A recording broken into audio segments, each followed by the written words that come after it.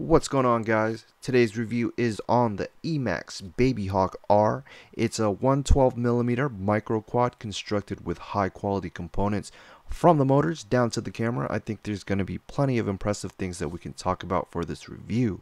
Let's jump right in and see what's all included. An extra JST connector, an OSD toggle for the camera. There's already a pigtail connected to the camera, so you don't have to remove the canopy to access. Miscellaneous screws and nuts along with the prop screws. 2 full sets of 4-bladed 2-inch props. Some instructions. And of course the BabyHawk R. Very good construction. Not sure how I feel about this sticking out, but I still think it's going to be a great micro. Moving along, let's take a couple measurements. This is no props, no prop screws, and no battery. And each prop weighs 94 grams. As for the carbon fiber frame, we have a couple different thicknesses. The arms measure 3mm thick. For as long as I could remember, there's always been that argument of what's better, unibody or modular, which I don't think there is an answer for. But the BabyHawk is a modular frame.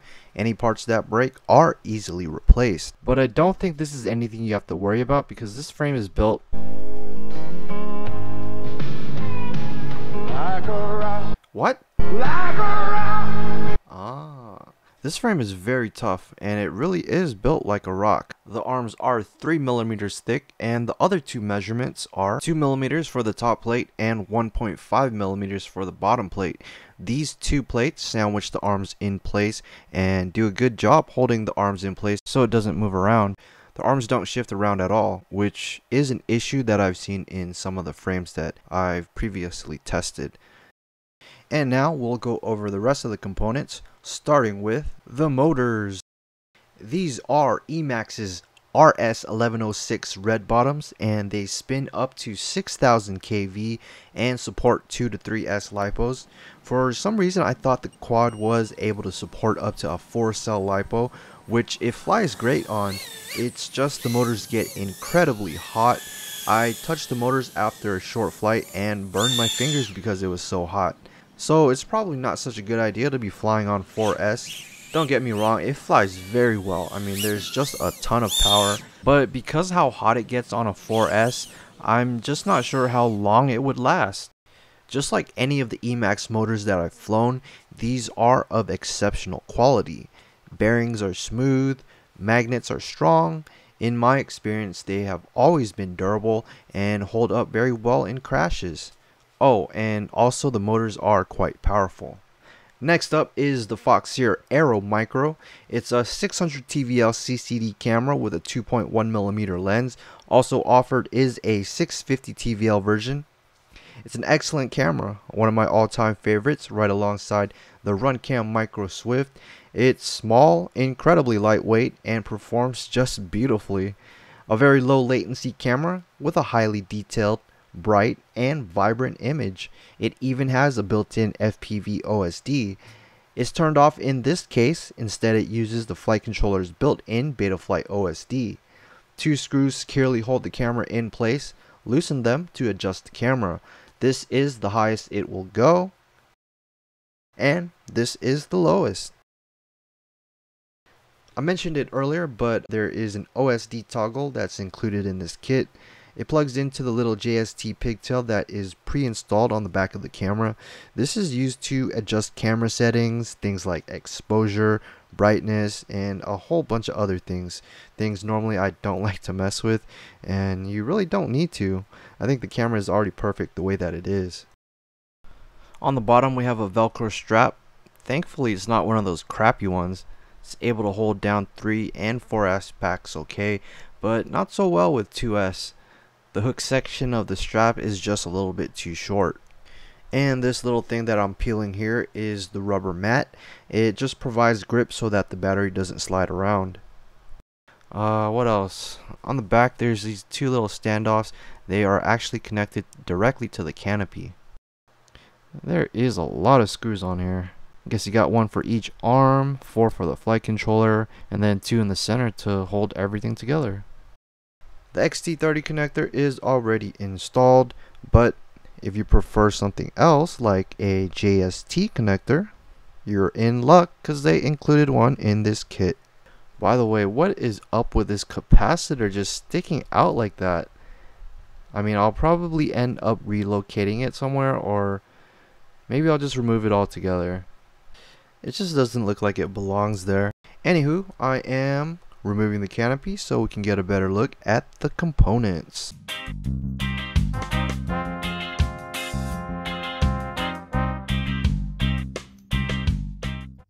Finally. Well, alright then, these are the components. On the first level, we have a 40 channel 5.8 GHz power switchable VTX that goes from 25 to 200 milliwatts at the push of a button. Well, more like a push and hold down for 5 seconds of a button. They've already soldered on 3 wires for easy install of the receiver of your choice. And the little white thing here is the double-sided foam tape, and it's meant for you to stick your receiver on. Look at Emax, just thinking of everything. Good job, Emax, except for this capacitor. Okay, no more mention of the capacitor. Back to the VTX. The antenna that we have here is a dipole antenna that is connected to an IPEX connector. I personally prefer these over the CP antennas, the ones that usually come with micro quads.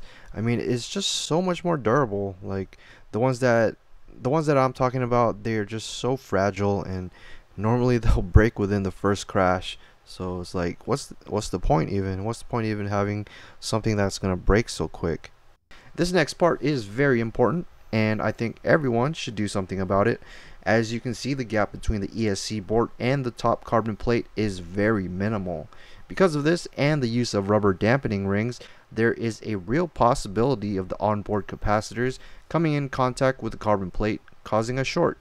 To prevent this, I applied electrical tape to the carbon plate. It's a simple yet effective fix.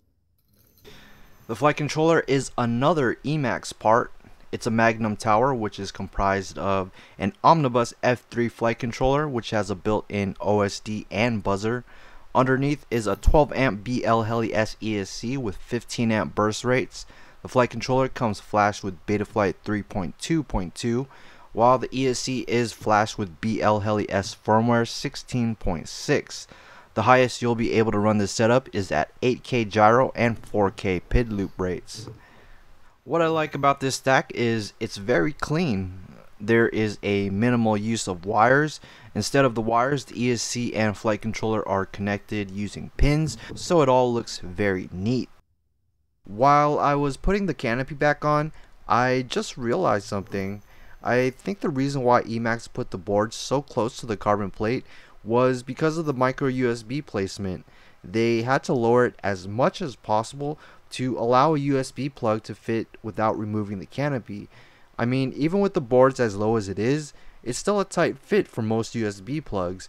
You really need to have a small plug in order to even get it to fit in there without removing the canopy. Alright, and now we're going to move on to the Betaflight settings. I'm just going to run over some of the things that I changed in Betaflight. As for the PIDs, they've actually already tuned it pretty well, so I'm not going to mess with it. And let's get on with it.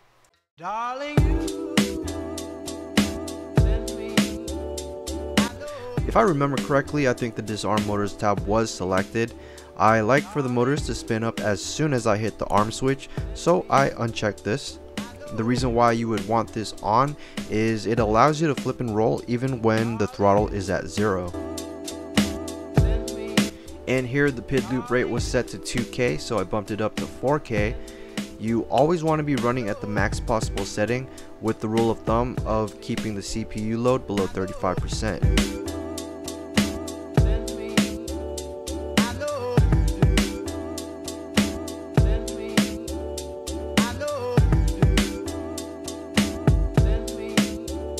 You can leave these on or off, it's up to you.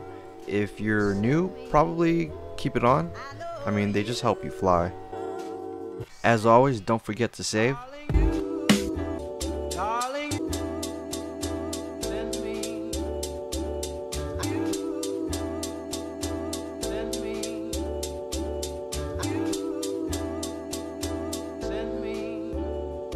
Alright, we're gonna start off with some line of sight flights. Just some quick punch outs on 2S and then on a 3S. You already saw the 4S earlier in this review, and then we'll finish up with some FPV.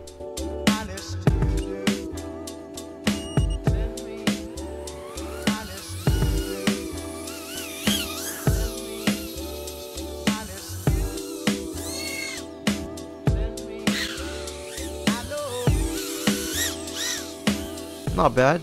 I think it's a good voltage to start on for beginners, but for me personally, I prefer to fly on 3S.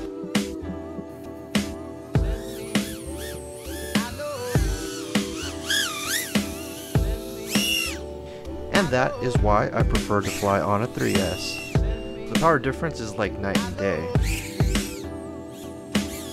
Oops. Just a light crash, no damage.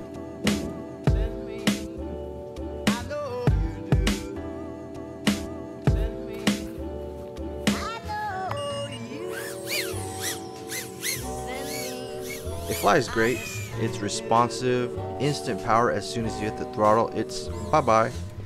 Flips and rolls are perfect. I think Emax really did a good job at tuning it, which is a nice change because sometimes tuning can be a real drag. The BabyHawk R is a great micro racer with excellent components and a great tune, which makes it easy to see why it's such a great flyer. Aside from the little kinks which are easily fixed, the BabyHawk has all the makings of a successful racer. It's fast, it's powerful, it's durable, and most importantly, it flies great. And with that being said, this is where I'm going to end it. Oh wait, this is where I'm going to stop talking. Thank you very much for watching, and hopefully I'll see you in the next one. Bye.